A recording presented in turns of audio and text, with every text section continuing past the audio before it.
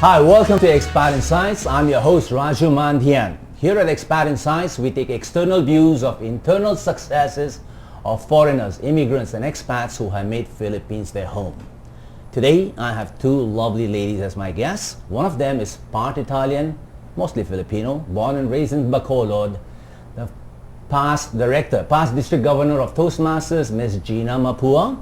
And I have an American guest, a friend of mine, Ms. Julia Halls, formerly of ADB, and currently she's a counselor at In Touch Foundation. So come, let's meet our guest, Ms. Gina Mapua. Buenos dias. Buenos dias. Gina, born Italian, raised in Bacolod. Tell me about your life in Bacolod as a kid. Oh, it was very quiet, lots of fun. We played all day, outdoors, standard games. My father built us a swimming pool, so our main ambition was to remain in that pool all day. So I had a regular childhood. Wonderful, exposed to many cultural influences, but the standard, lots of fun childhood. But looking different, sounding different, did you stand out in Bacolod as a non-Filipino? And what was life like that time? I wasn't aware that I stood out. In fact, I remember a time when we were children and we were left in the car. My younger brother and I were left in the car one time. I think I was about 7, my brother was 5. We were waiting there for my mother to come out, and little children came and they said, "Kano, kano, kano." And why are they calling us kano? What did kano mean? American.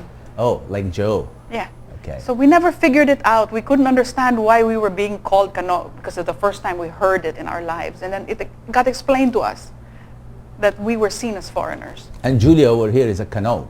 Is it right? Right. Hi, Julia. Hello, Raju. So tell me, you've been in this country for 30 years. 30 years. Wow. And what do you like about living in the Philippines? Well, Raju, I think one of the easiest things to say about living in the Philippines is all the wonderful help that's available here. But beyond that, it's really wonderful to be greeted and have friendly, smiling people everywhere. So that's my main reason for wanting to stay. Are you going to make this your home for the rest of your life, or do you ever plan to go back home?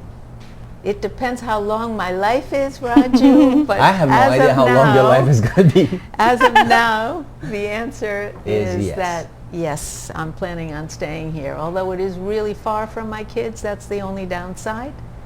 But yes, I always am happy to come back to the Philippines. So Gina, now coming from Bacolod, you moved to Manila in what age of your life? I was 10 years old. 10 years old. And you have a family now that's Filipino or Italian? Filipino, Italian, Chinese, Scottish, Very Spanish. cosmopolitan. Very mixed. All right. You're here to tell us about something that you're very passionate about today. Yes. And what is that? Toastmasters. Go ahead, talk to us about Toastmasters. Toastmasters is a worldwide organization, and it's devoted towards making effective communication a worldwide reality. How does it do that? It helps people learn the arts of speaking, thinking, and listening. These are essential skills in communication. We do this through clubs. People learn to speak well, communicate well through speeches, and they get feedback within that club as to how well they did and how they can do much better.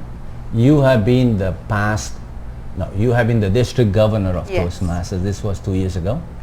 In 2007 to 2008. That's 2.5, 3 years ago. Your life journey, getting up to Toastmasters as an Italian person in this country, how was it? How did you get to be a Toastmaster? What brought you to Toastmasters? I was a trainer in 1995, and I wanted to improve my speaking skills to sharpen the saw, and I thought Toastmasters would do it. What kind of a trainer were you before that? I ran training sessions in personality development and customer service and a few other minor subjects. What institute or what company was this for? I began in-house in my company. I worked for a French company which ran a cosmetic company. That's where I began, and the training and development of my training skills. Then I taught for a while at John Robert Powers, and then I joined a training outfit called International Customer Management Systems with my friend. Her name is Kathy Palma, and I worked for many years with that group. I'm now no longer a trainer.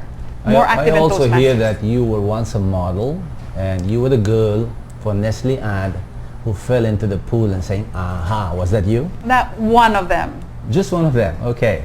I remember watching that. Julia, you also are a Toastmaster, is that right? Yes, absolutely.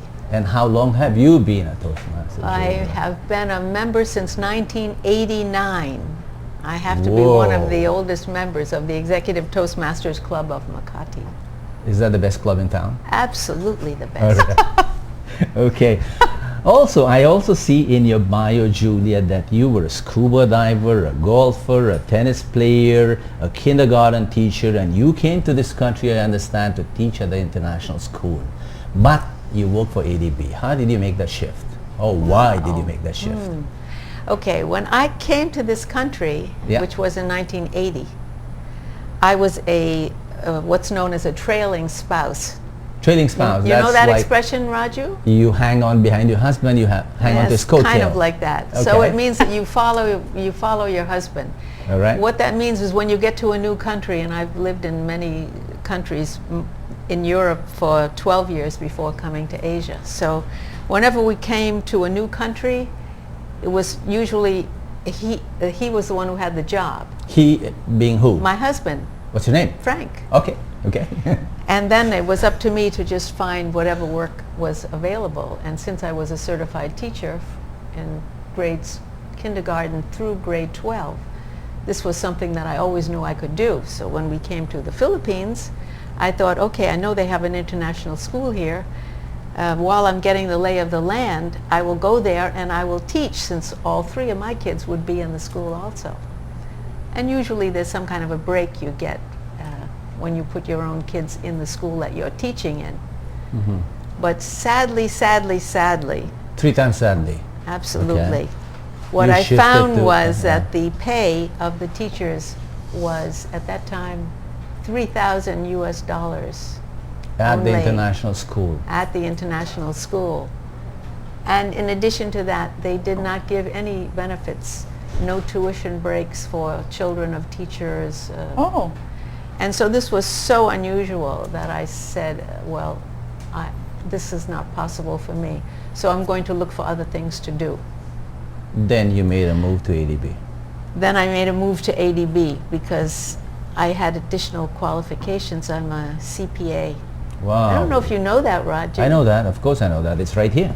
CPA and scuba diver. So what it is, Okay. my question is, how much value, how much difference does it make to the Filipino, not just to the Asian, but how much active part does ADB play in this country? You want to share Actually, something? the fact that the bank is located in Manila Right?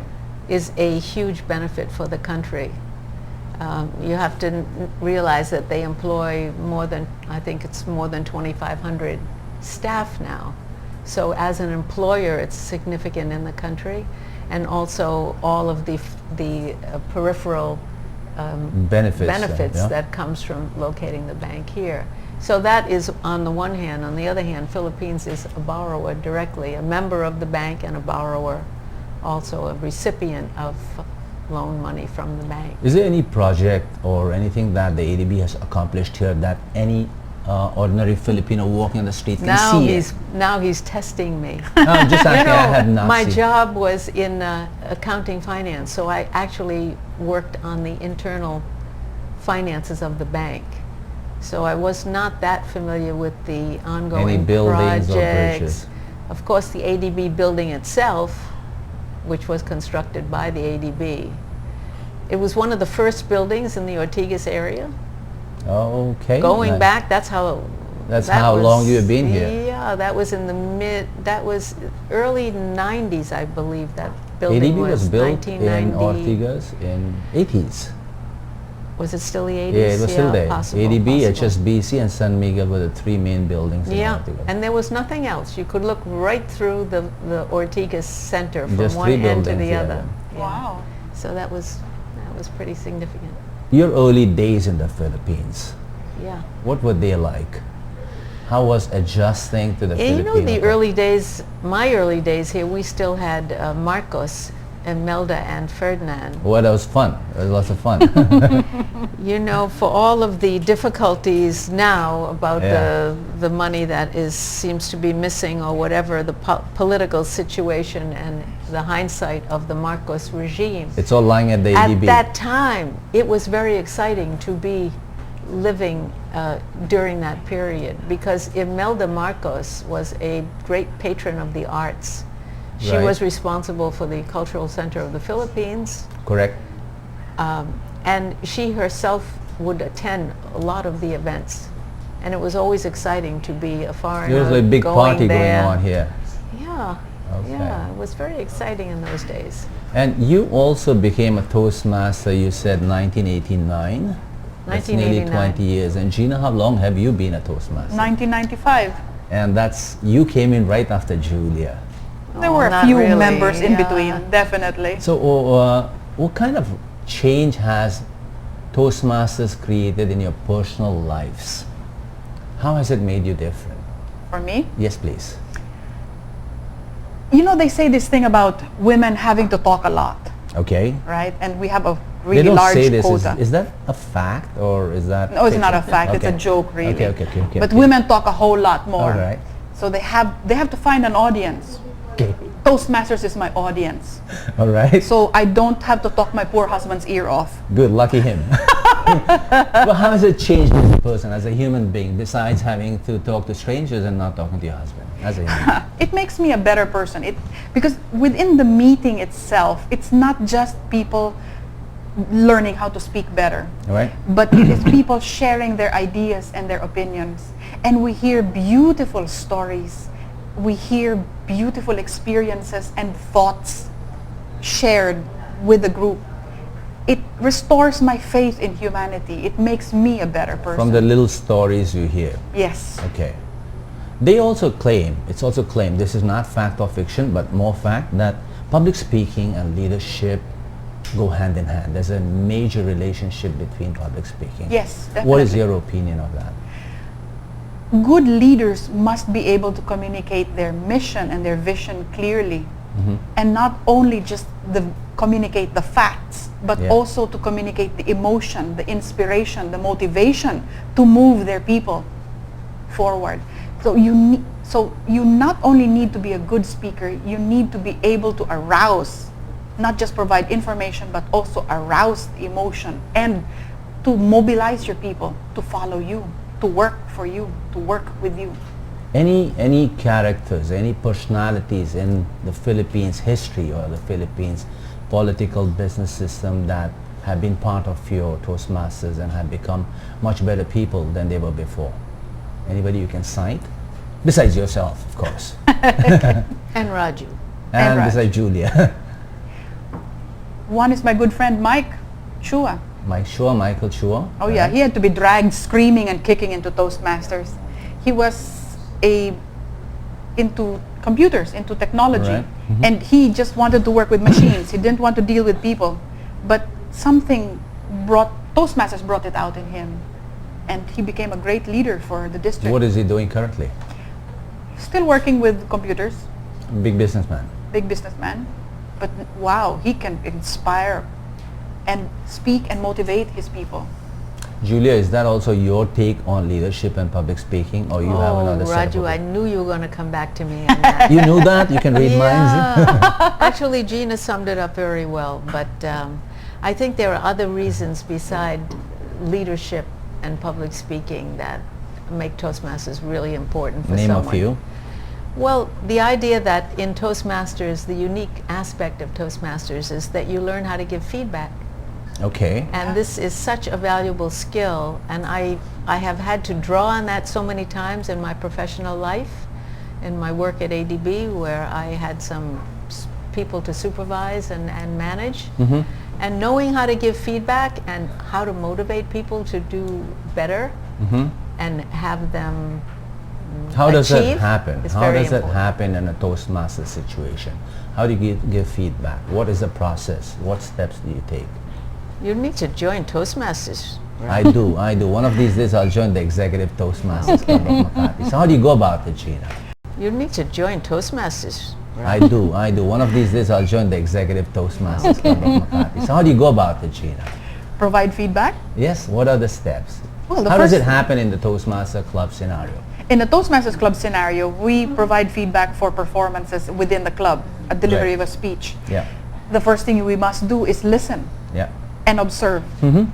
Then analyze the data that you have picked up through your senses, that you have observed, analyze it, and with the recipient of the feedback in mind, then you express your feedback in a manner, of course, that is likely to inspire the receiver to accept it and to use it, but always with the mind that the speaker can reject. It's up to And you him. can take this into real work life and apply it for daily situation, the same technique. You know, Raju, there's an expression that we use a lot in Toastmasters, which is you give the kisses and then a kick, which means that you all the things good that you hear in someone's speech Right. in order to motivate them.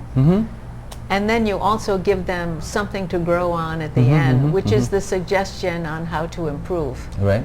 And this basic formula is something that you can use in everyday life. How do you take that home? How do you should take that home catch to- people doing things right. Oh, In, okay. also in a work situation, and even at home if you're managing household So it's staff. a little bit of like positive psychology. Yes, Is that precisely. like it? That's exactly So do a you use good- that at home, that's a Julia? Do you use that with Frank or I with your try kid? to use it Okay. at home, absolutely. And it works well? Not so good with Frank, not so much, but with the helpers, it's a very good way of dealing with people. Okay, great. You know what? We need to take a couple of minutes break. We'll come back and talk to you, Julia, about what you are doing besides being a consultant with ADB and being a Toastmaster. So 1 minute break, 1 minute break, and we'll just come back to you. We have Julia and Gina. Welcome back. We are still with Julia Halls and Gina Mapua. And in the break, Julia mentioned that her job at the ADB is not that of a counselor, it is of a conciliator. I have no idea what that means. Let's ask her. Julia, what does a conciliator mean? Okay, this is my job at the the ADB. ADB, Yeah. where I still work part-time. A conciliator is someone who tries to resolve a conflict Okay. situation. Now, what Okay. we have at the ADB is we have a administrative tribunal process, so that if someone is employed at the bank and that they have a problem with a decision that was taken Right, and they want to challenge that decision, right, then they don't go through a formal legal system, but they do it internally through an administrative tribunal. Now, the Right. first step in that process is conciliation. okay. That means that I have 15 days to try to resolve the conflict between that staff and the bank. So it's a people issue, it's not a It's ADB business. absolutely a people issue.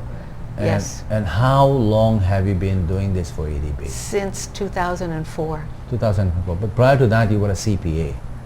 I'm still a CPA. Prior to that, you did Yes, accounting and prior financial. to that, at the bank, I did accounting and finance work. So this job of a conciliator, Yeah.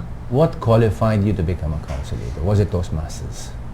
Actually, Toastmasters has Helped helped. a bit. Okay, It so has what helped. qualified you other than I Toastmasters? did some external training in mediation work. And also during my time in the Philippines, I mentioned the international school at the beginning. Right.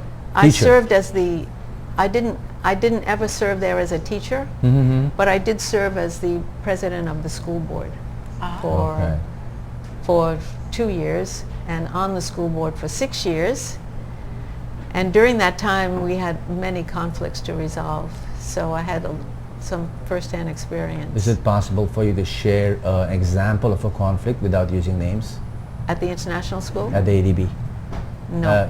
All of that is Completely confidential. confidential. Totally confidential. Very And good. actually, each case is different enough that sharing those experiences Will highlight probably the would persons not- involved. Yeah, I think so. Okay. You then now do work with the In Touch Foundation. Yes. And with your 30 years experience in this country, being a teacher, being a president of a school, being a conciliator, and being a Toastmaster, you have come up with a seminar called Living in the Philippines. That's right. You want to tell us about it? living in the Philippines. It's actually called, by In Touch, it's called Introduction to Living in the Philippines. Mhm. And this seminar is meant really for expats to help them figure out how to settle in here more easily. There, you know, when people come into the Philippines, it seems like everyone speaks English, everything is available in the department stores, everything looks Yeah. fine and looks very Western, Yeah. Mhm. but actually there's a different set of values here and a different culture. And once people realize some of those differences, they can find their experience here will be easier and more enjoyable. Cite an example or a value that most expats do not discover right away about the Filipinos or the Philippines. Okay. Maybe one that I would emphasize in the course Yes. is something here called pakikasama. Pakikasama. Yeah, do you know that, Raju? Somewhat. I've been here in this country less than you. Pakikasama, that means becoming affiliative, caring for another, going into it together. Yes, I'm assuming. that's right. Going That's into it very together good. is the right. Gina, right? Is that Getting right? along. Okay, Yeah. so it's actually, the way I define it in the course is that it's smooth interpersonal relations. This is something that's really important in the culture here. Mhm. Now, if you're in a work environment, and even if you're at home and you're supervising household staff, Yes.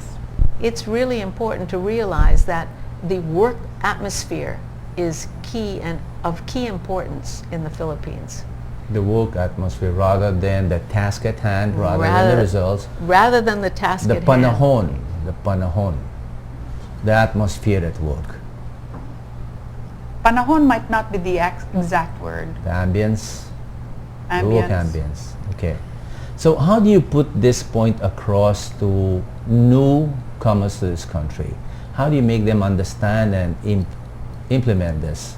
Well, we value? have, in the course, I use some cartoons, Okay.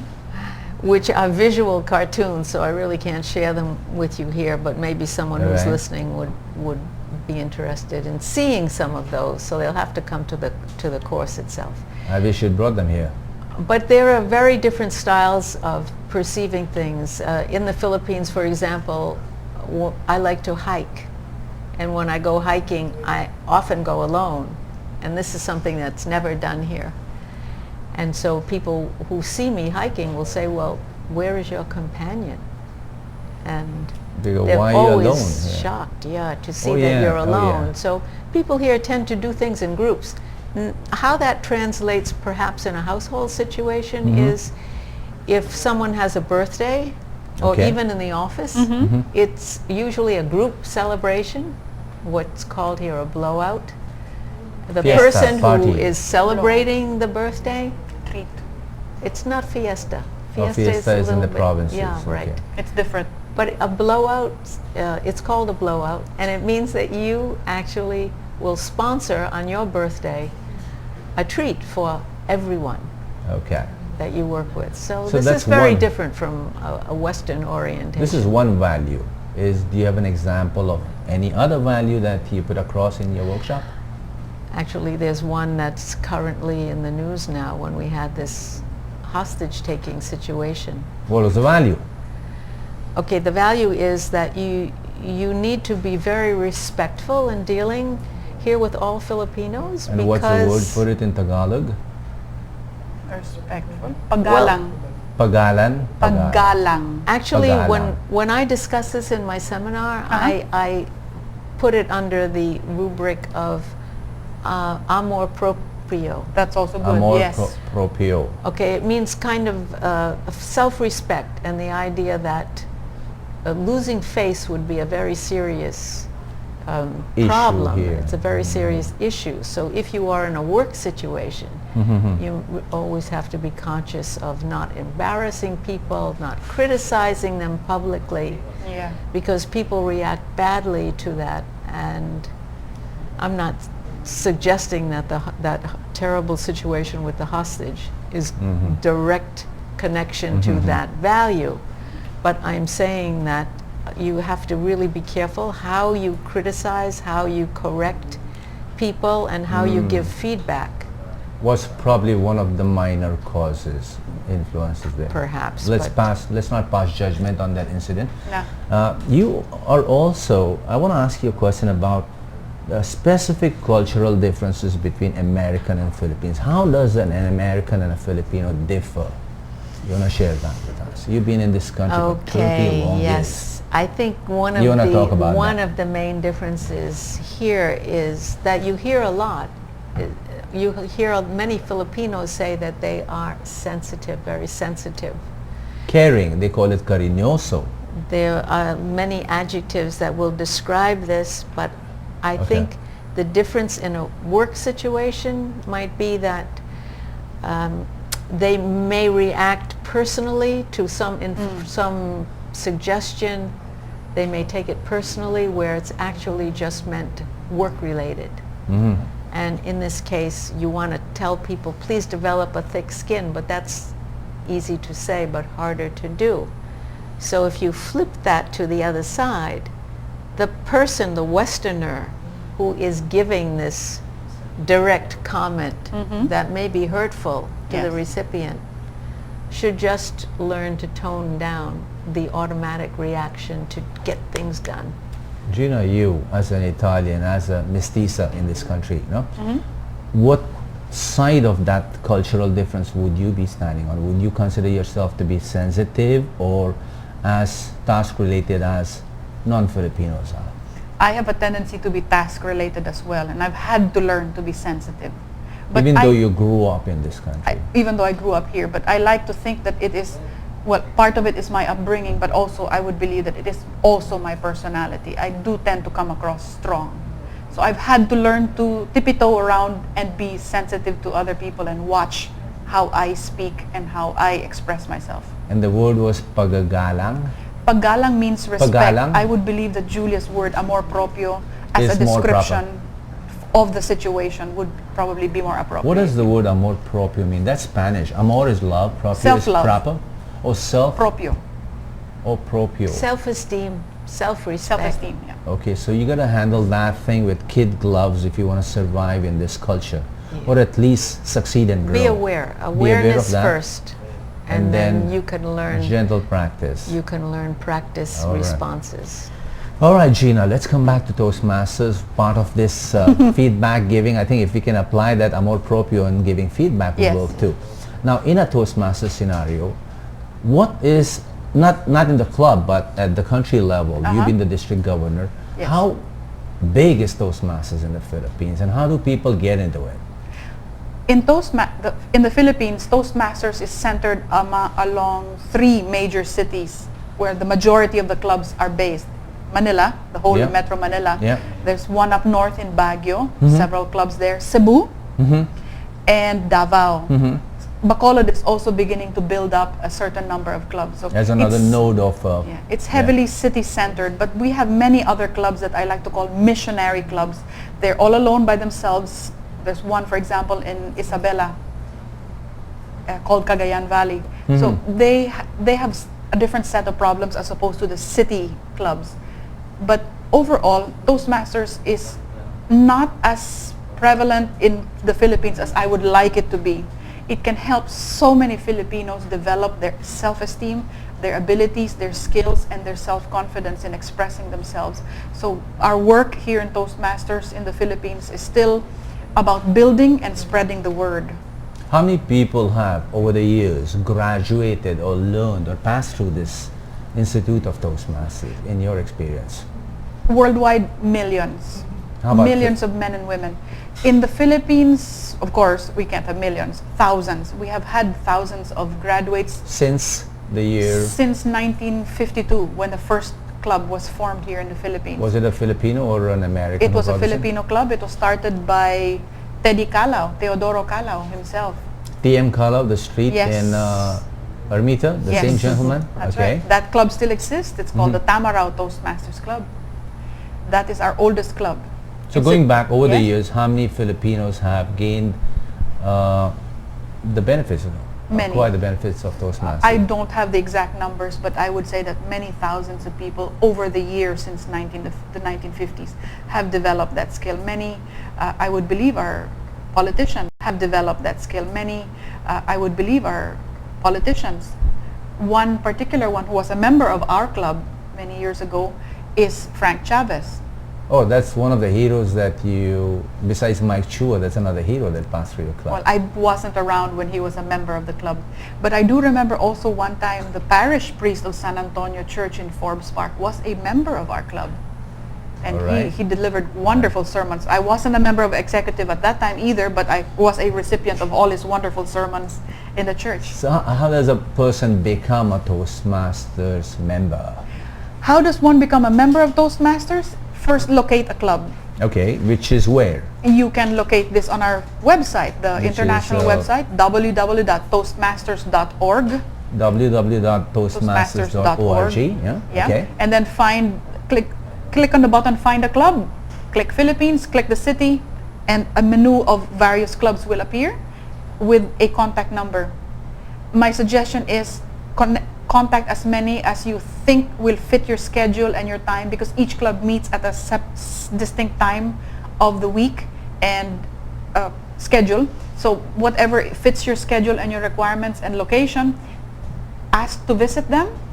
Visit the club, experience what a Toastmasters program is all about, and if you like what you see, ask to join. How much does it cost to sustain yourself in a club? It's compared to other training schedules, it is extremely cost effective. To join, you will initially pay the $20 fee, which is a registration plus your member kit, which consists a minimum of 5 manuals. Then you will, there's a membership fee equivalent to $4.50 a month, US And dollars. do you have to have a certain criteria or a qualification or an age limit to join Toastmasters, or anybody from any walk of life can walk in? No 80. diapers. No diapers. No diapers, which How means about 18. suits? Big CEO suits, can they come in too? Anybody can join Toastmasters as long as they're 18 and above. You think it's designed for CEOs or Yes. middle managers or all levels? Oh, CEOs can benefit most, especially because they're going to have to talk to their people. They're going to have to communicate to a really large group of people, and they must be effective at it. So do you also learn to think on your feet in a Toastmasters club? Definitely. All right, Think on your yeah. feet. Okay, good. You know what we'll do? We'll take one more break, and right after that, we'll test you. Test your ability to think on your feet. Is that Oh okay? my gosh. Julia, would you like to be part of that Sure. experience? Okay. All right, So we'll let's take go. a break and we'll come back to Julia and Gina one more time.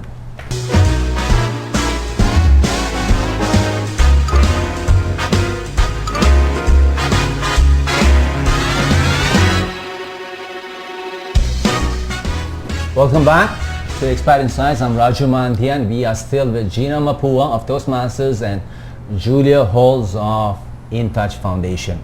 Now before this break, we were talking about how Toastmasters, which are friends of Gina, learn to think on their feet. But before she answers that question, I'd like to ask her this. Gina, does a person have to be a good speaker? To join Toastmasters? Yeah. No. What does he have to be? A willing learner, someone who wants to become a better speaker, someone who wants to become a better communicator, can join Toastmasters. So you don't have to be a good speaker. Open-minded, flexible, Open-minded, adaptable. Willing to That's- learn. Yeah.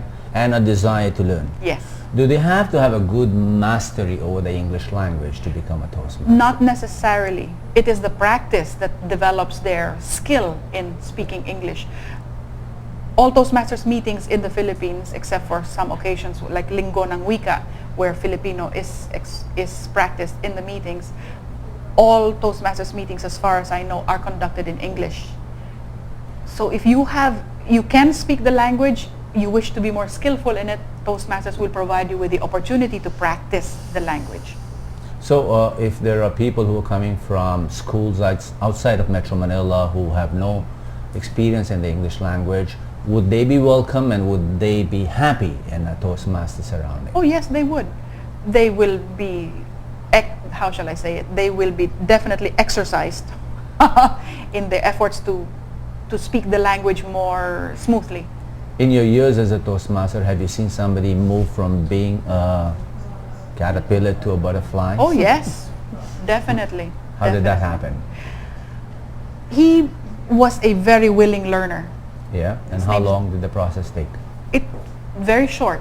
simply because at every opportunity to speak, he spoke up. And when someone corrected his grammar and his pronunciation, he remembered it and then applied it in the next speech. So in his case, he was a hesitant English speaker, and 2 years later, it was smooth and it came out of him naturally. So one of the things that you people do in a Toastmaster situation is do think on your feet. Yes. No? And you claim to be a good Toastmaster now, is that correct? I hope so, yes. You too, Miss Julia, is that correct? So if I Yes. give you a topic, would you be able to respond to it with eloquence and intelligence?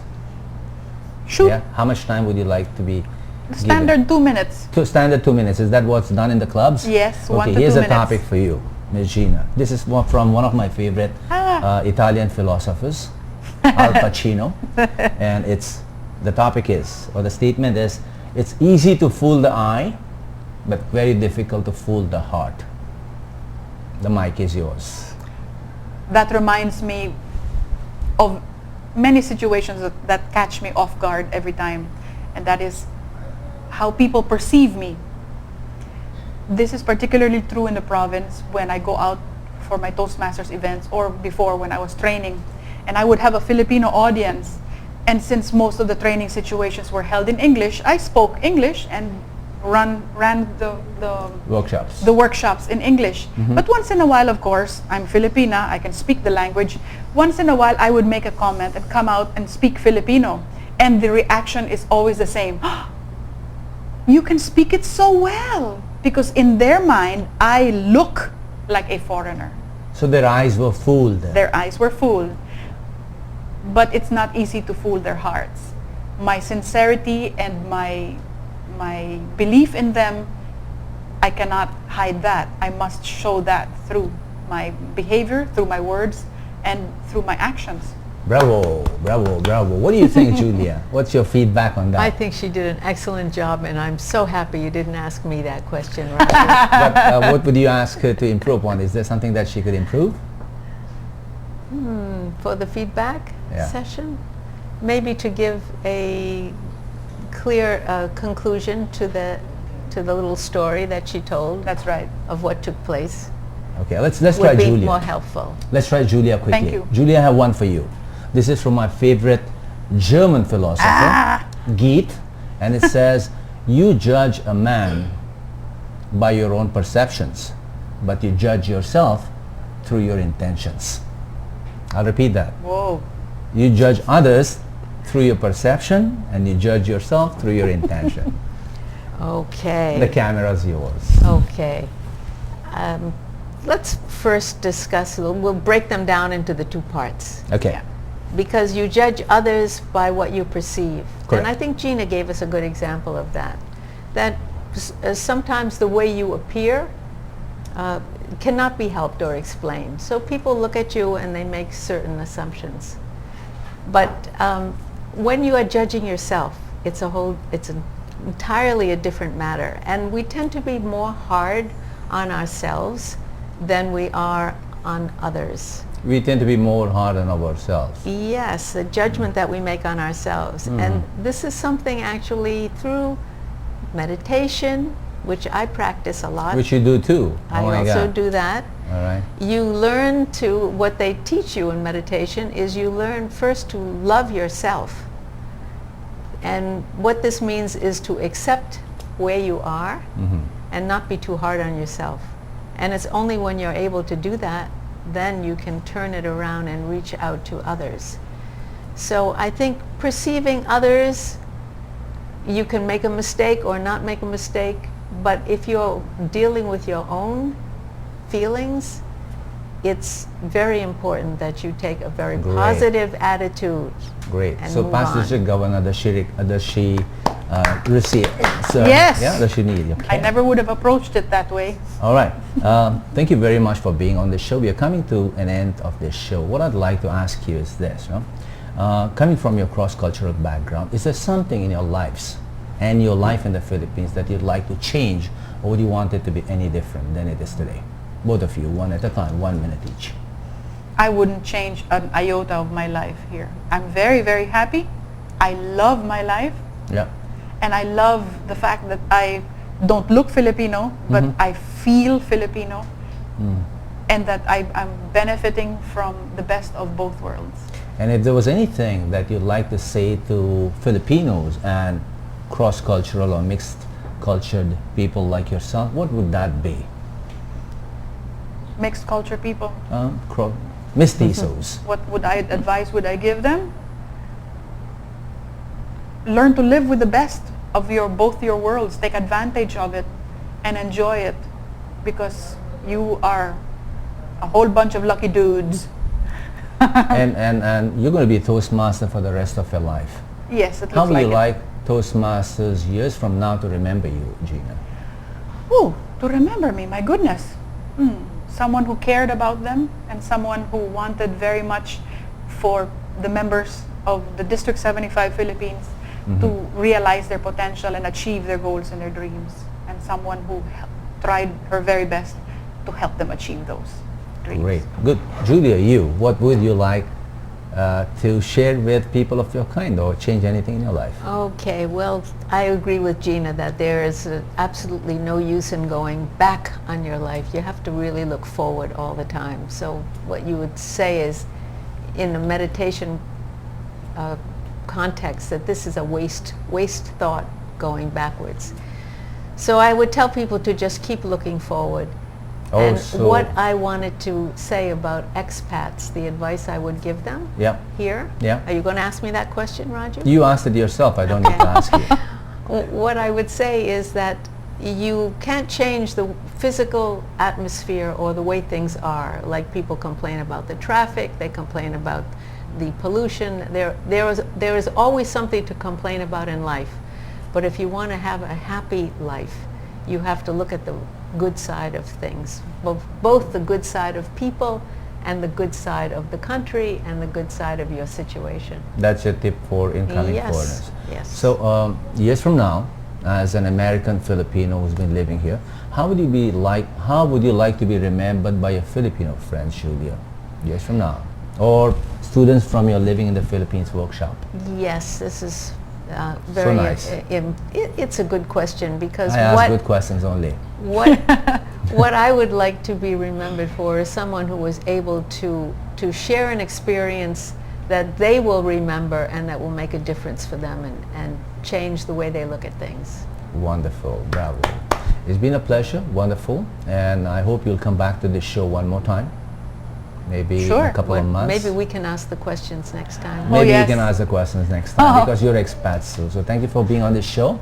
Ladies and gentlemen, that was Gina Mapua of Toastmasters International and Julia Halls of In Touch Foundation. I'm your host, Raju Mantian. Next week on Expat Insights, we have a gentleman called Esteban Warbeck of Ecuador. He is a country manager of Energize the Philippines. And the week after that, we have a Korean gentleman, Art Park, who's also a coach and a consultant. So it's been good with you. Good night and mabuhay. Thank you.